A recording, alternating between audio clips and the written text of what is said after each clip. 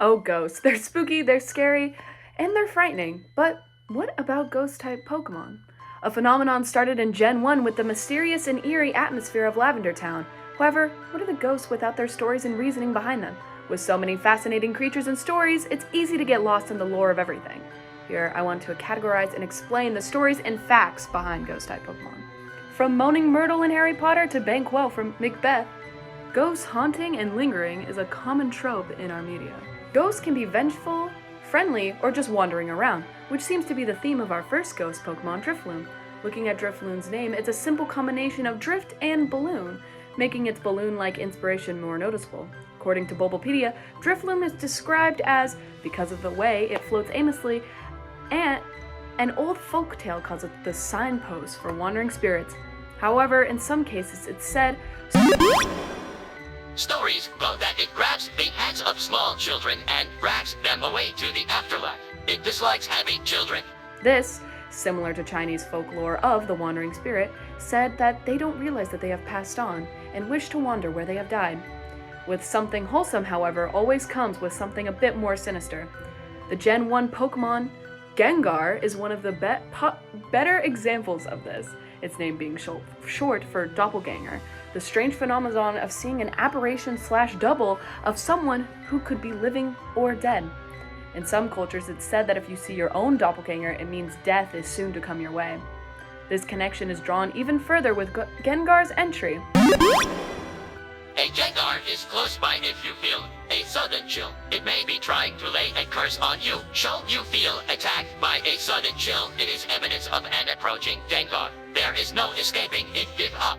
With life comes death, fortunately or unfortunately. However, whatever happens after death? The Gen 5 Pokemon Yamask gives a grim story of what could happen to you after death, stating, Wander through rooms by night, carrying a mask that's said to have been the face it had when it was still human. Even when looking at Yamask's design, we can see it having a mask of a familiar human face. How sad. It has seemed to be a running theme in Pokemon to have dead people turn into Pokemon, with the Gen 6 Pokemon Phantom. It is the name, it's a combination of Phantom and Stump, explaining its tree-like design. But what is a Phantom? In the time of Middle English, it is described as a figment of the imagination, or a spirit that haunts lonely roads. Connecting this definition back to Phantom, we can look at its dex entry, stating, These Pokemon are stumps possessed by the spirits of children who died in the forest. Their cries sound like eerie screams. Chucky, Annabelle, and Zoltrar. What do all these famous characters have in common? Well, being spirits possessing objects to live in the mortal plane, of course. Compared to everything else we've talked about, the Gen 7 Pokemon Sinistea and Poltegeist seem to be the most tame out of the bunch. Taking the two names, we can see the combination of Sin/T and Poltergeist/T. Sin is a reference to the transgression against divine law or law of God.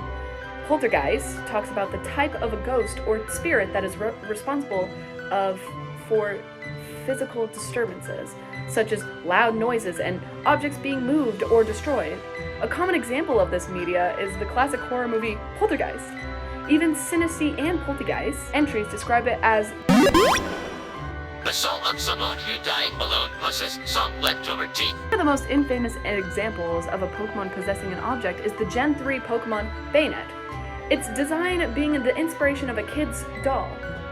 Its dex entry states, A doll that became a Pokemon over its grudge from being dunked. It seeks the child that disowned it. So, what does this say about ghost-type Pokemon? There are so many diverse ways to look at ghosts in our media. Some can be more terrifying, while others can be a bit more heartwarming. And Pokemon does a great job at balancing these two aspects.